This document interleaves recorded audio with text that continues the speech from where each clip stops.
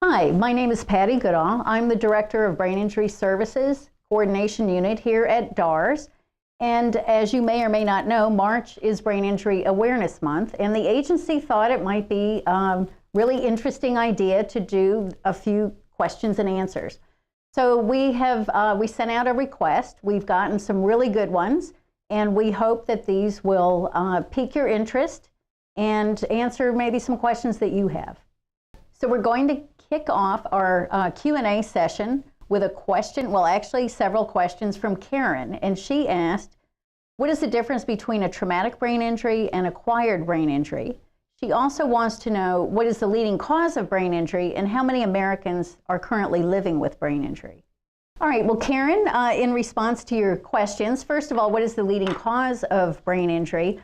That's changed a little bit over the past 10 to 15 years.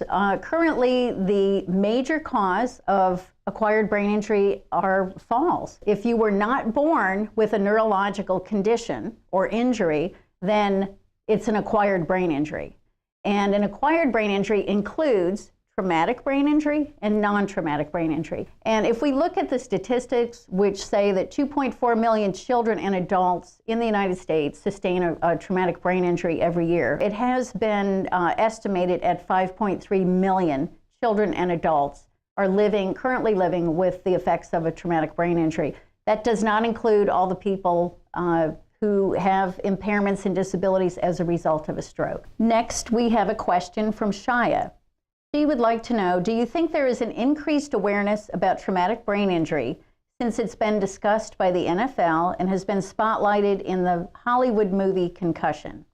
I definitely think that there is a lot more attention being paid to traumatic brain injury in general and sports concussions specifically, directly as a result of the Concussion movie. And it's an amazing story of Dr. Bennett Omalu, who actually made the connection between repeated concussions among NFL players, former NFL players, and chronic traumatic encephalopathy. Our next question is from Mary. She asked, how do I know if I have had a brain injury? If I've had whiplash or a concussion, is that the same as a brain injury? Well, Mary, I'd like to say to you that yes, if you have had a concussion, that is a brain injury. But I don't want you to be concerned or be anxious about that. Of all of the brain injuries that occur in the country or in the world, about 75 to 80% of them are what we consider mild traumatic brain injury or concussion. Unless you're having any issues that remain, then there's really nothing to worry about. Just try not to get another concussion if you can help it. And our last question is from Vinny. He would like to know, what can a brain injury survivor do if they need help finding employment?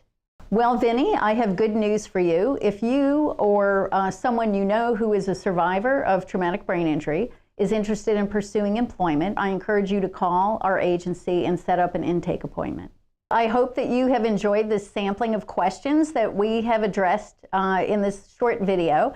And if your question wasn't selected or you have another question you'd like to ask, please feel free to contact me at patti.goodall@dars.virginia.gov.